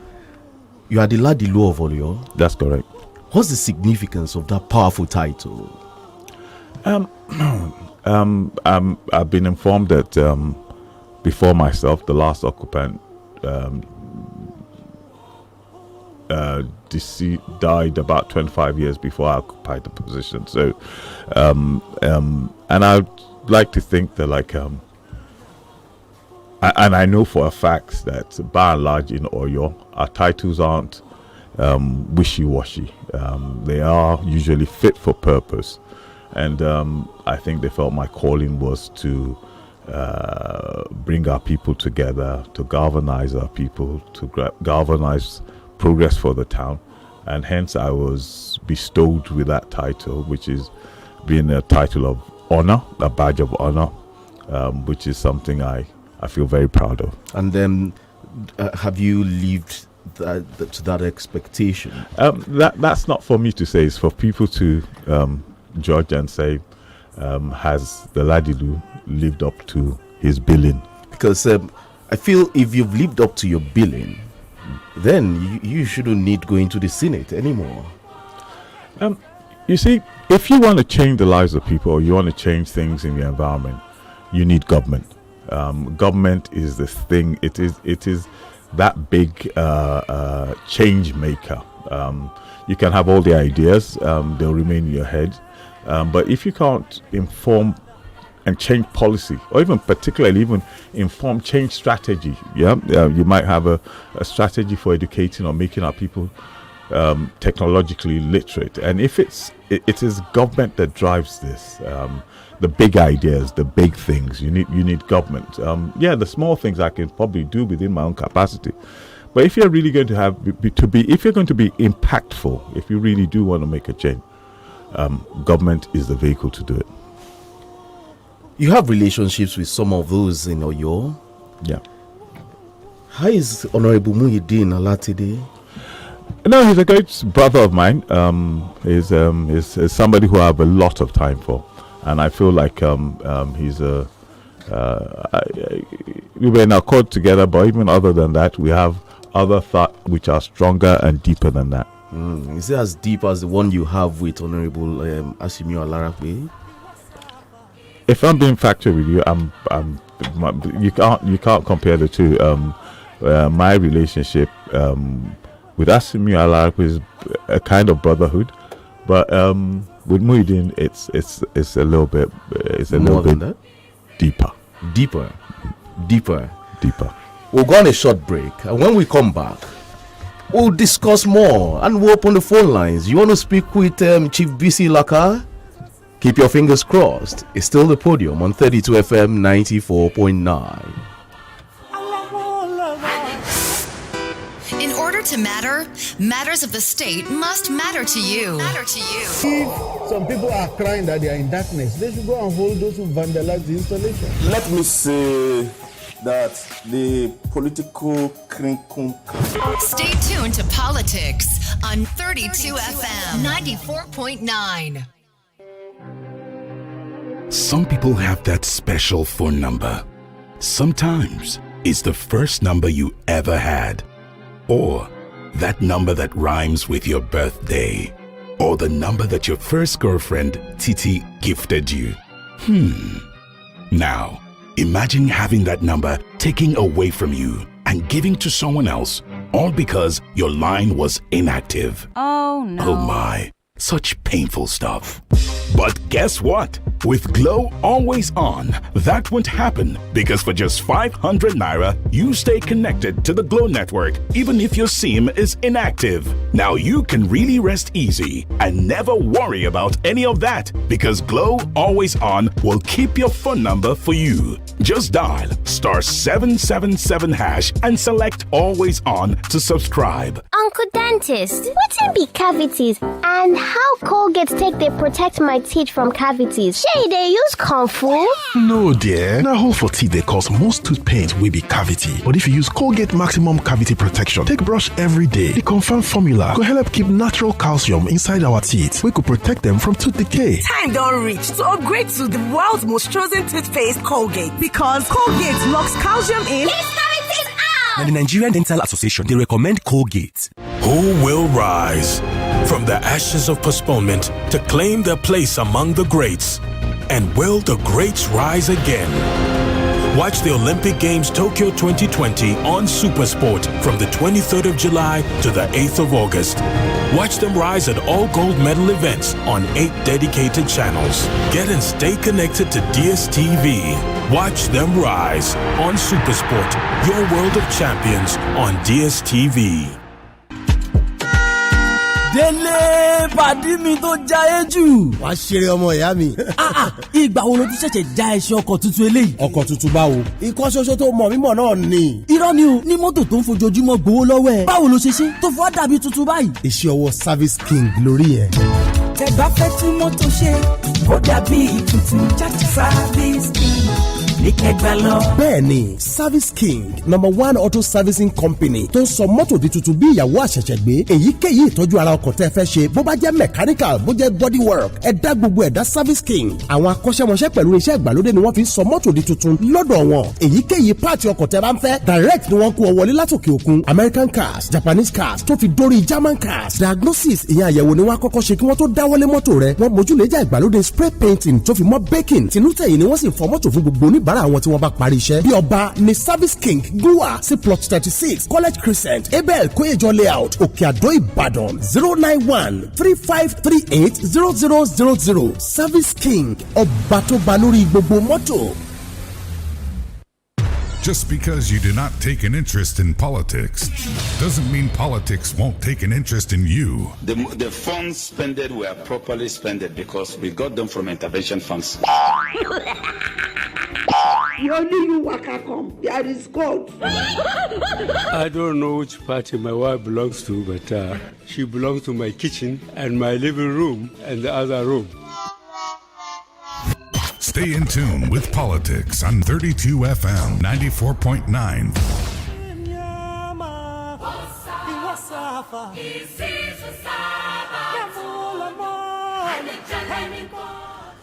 Good to be back again. It's still the podium, and we still have Chief BC Laka in the studio. Chief BC Laka, if you were given the opportunity to return as the chief of staff to the governor, what advice would you give to the governor on the PMS issue, the park management system issue in your state?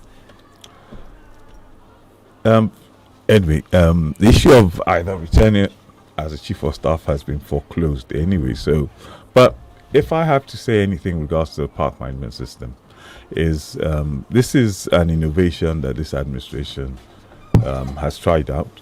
By and large, it's working. We never used to get any kind of revenues or remittance from the unions. Now we get a fair amount, and I'm sure we'll be able to do a lot better. But it remains work in progress. The sector is probably, like most things in this state, due for reform or tinkling with or adjustment. We can't say handheld on heart that is running absolutely perfectly, but that can be said to be true for most things in life. So administratively, we have to be vigilant. We have to look out for the glitches within the system. We have to find a way to repose confidence in the system. We want the people of this state to have confidence in the system, and so I think there might be a need for some kind of reform or review, but you can't throw the baby out with the bath water. Don't you think there are some individuals within the system that you would have loved to get off the system? Why don't you just mention auxiliary? Why are you? You see, from Chief, the way to even put it is, yes. Do you think the continued stay of auxiliary in that place does the image of the governor and your party any good? That was what Chike wanted to say. As governments and political parties will be very, very concerned about perception management, and I'm sure people are having a look and having a look at that.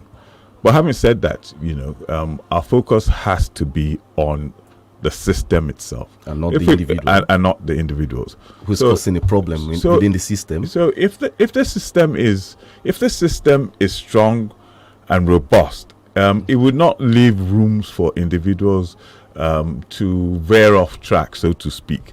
So it's maybe the system is not as robust. There, I think auxiliary heads what is supposed to be the disciplinary committee of it.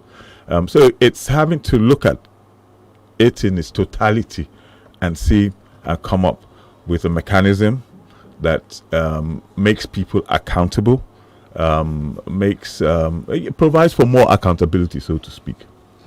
Do you think the government, the Oyo State government, is handling the Igboho issue very well? What's our play in the Igboho issue? No, I don't know. What are we supposed to do with regards to the Igboho issue? Probably wade in as an Oyo State indigene and then see how things will pan out for him. Except if you feel what he is doing is wrong. I know you're trying to be very, very careful. No, I'm trying to provide clarity. Yeah. Okay. Sunday Ogbo, yes, fine. He's a citizen of Oyo State. Yeah. Who is entitled to the absolute and total protection as afforded to every single individual by the Constitution of Nigeria, as warped as it is.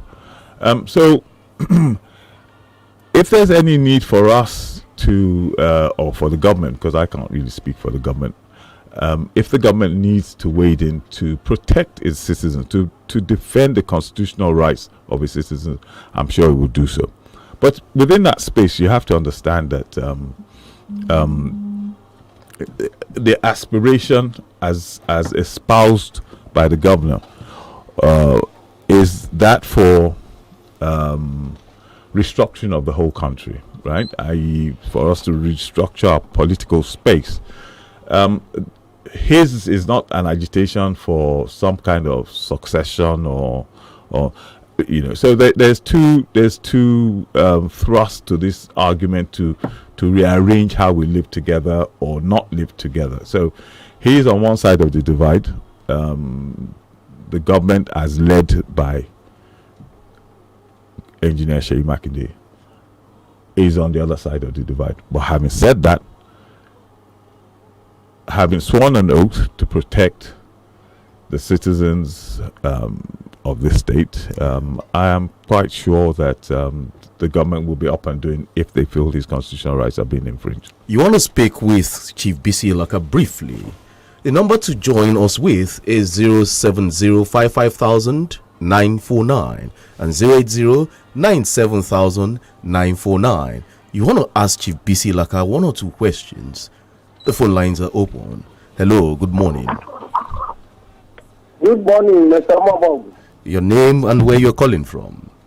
Yeah, I am Toye Brown. Good morning, Pastor. Oh, good morning, Toye Brown. Yeah, good morning, Chief Ilaka. Good morning. Listening to you this morning, Chief Ilaka, I'm inspired. Honestly, I've not had you this long. I've not taken time to listen to you. But I know you have been in government, the Chief of Staff to the Governor. But listening to you this morning, I'm so inspired. And I just felt there are few politicians that whose viewpoints are to the need of the people. And I think you are one of them.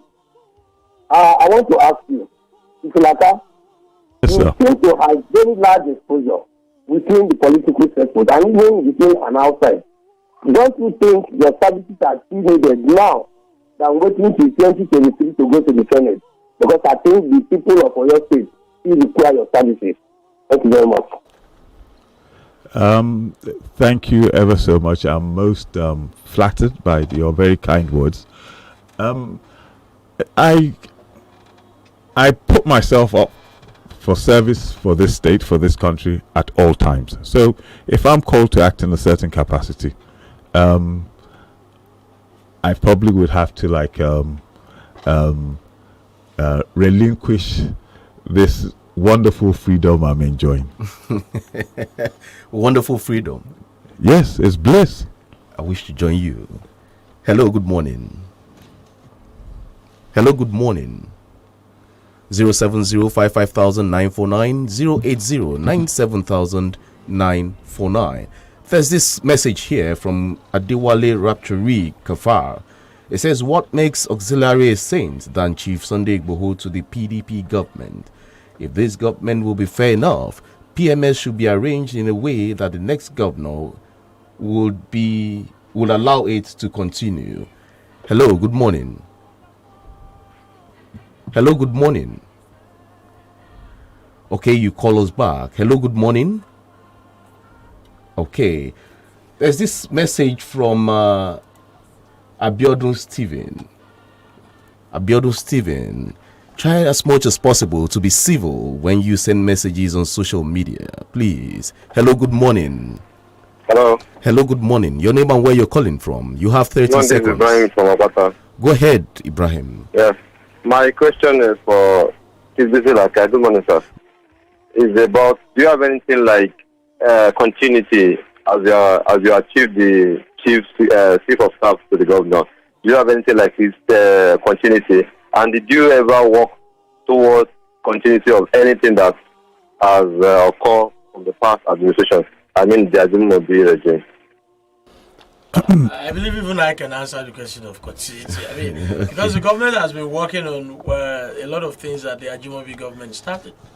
Okay. No. You see, for us, right, the most important thing for this administration, as ably led by Engineer Seyi Makinde, is that we must get value. We must extract value for the people of Oyo State. So if we spent X amount and the job is not done, and we need a little bit more, we're not that infantile to say that like this was done by a previous administration, because that administration spent the money of the people of Oyo, and it's important that we get the value. So we don't leave projects uncompleted. We complete projects because the ownership and the utility of it all is for the people of Oyo State.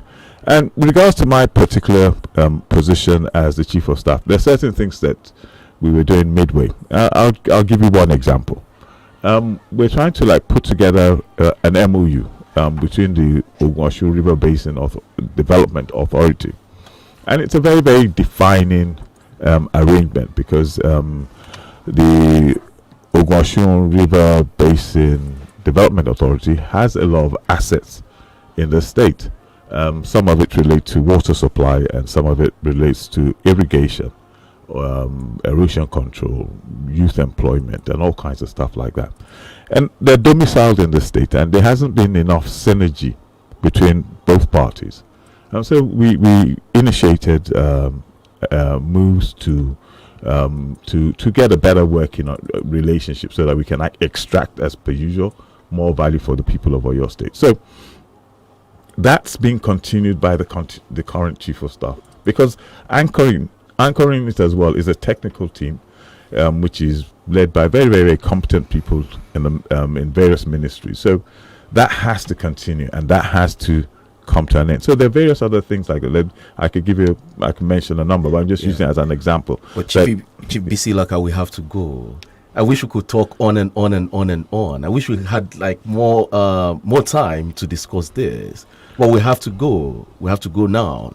I wish maybe we'll call you some other time, and then we spend quality 2 hours together. Yeah, it'll be a pleasure to come here. If the punches are as gentle and I can parry them with with the dexterity exhibited this morning, it'll be a pleasure. All right, Seun Akinde, thank you for joining me here, and thank you for being there too. Let me put it that way. Great. It's nice to have you here. Thank you ever so much. All right, I walked alongside Dolapo here in the studio, and we have Daria Adekombi here, who accompanied Chief BC Laka to the studios here, and some other people. They have the Prince here too, with Chief BC Laka here. Until we come your way, same time next week, 8 a.m. is the time, and the program is The Podium on 32 FM 94.9. Join us on our social media platforms, Facebook, we have the Instagram, and we have the YouTube. Not to mention Twitter. No. Twitter. All right, my name is Chike Ubogo. Until we come your way next week, have a splendid week. Bye for now.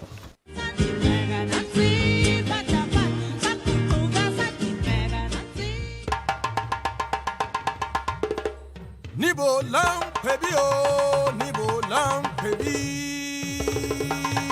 32 FM. I'm very gbogbo àgbáyé kálẹ̀ kákòdé di ọmọ lẹ́yìn ṣe rántí ilé.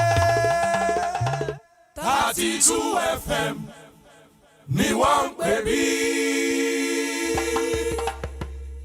32 FM 94.9. À ń fẹ̀rín gba gbogbo àgbáyé. Show me your 32. Service, and of course you can see that today's service is English. Be clapping. Now can't you see me? Celebrate. The way I'm talking like a newscaster. I know people are proud of their prophet. Wow, that is so you can talk to and daily. Amen. So now let us take the hymn. In 7, 2, 3 should be the hymn. 1, 2, 3. Yeah. Okay, please excuse me, sir. Yes, sir. I noticed the hymn is written in Yoruba. Please, can we get the translator for this?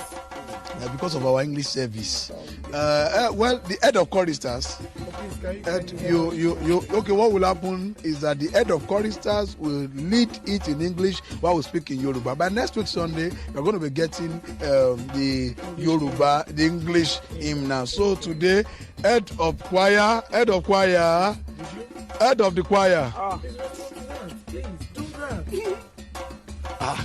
What's the problem? So you take it in English. You take English while we sing along in Yoruba for today. Let's see what you are. That's what you have for us. You are welcome. Thank you, sir. You're welcome. 723. Yeah. 723. 3. My mates. Me. Come to Asia. By Woli Agba. 32 FM 94.9. Oya gbọ́sẹ̀ o, ó ń dùn yùn gbà létí.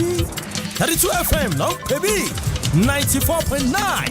Ẹ̀yin ẹ̀, à ń fẹ̀rín gba gbogbo àgbáyé. Àwa fierce gan. Àwa fierce gan, lọ́wọ́ wá. Àwa fierce gan. Kò gbọ́dọ̀ pa fínà. Kò gbọ́dọ̀ pa fínà.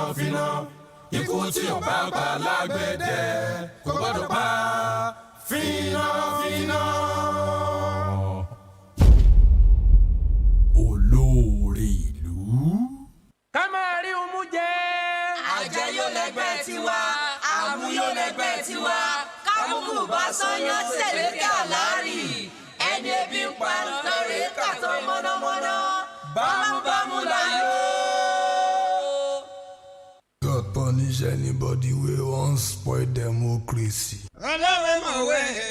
God punish them.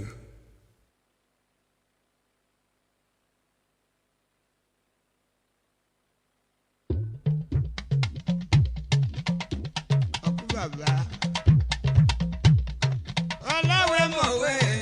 Ìwà rẹ̀ mú mẹ́ni tó ń bá wí.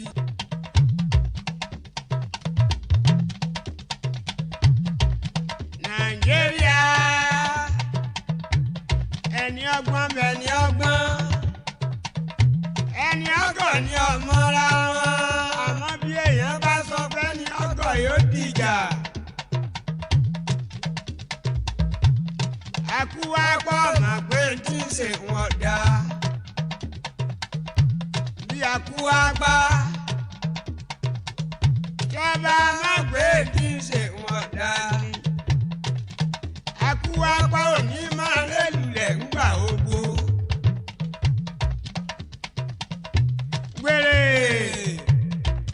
Gbèrè ọmọ pé tí ń ṣe wọ́n dá. Ìwèrè bá mọ̀ pé tí ń ṣe wọ́n dá. Ìwèrè oníwọ̀jà ń hò. Ọkú bàbá. Ọlọ́wẹ́ mọ̀wé. Ìwà rẹ̀ mú mẹ́ni tó ń bá wí.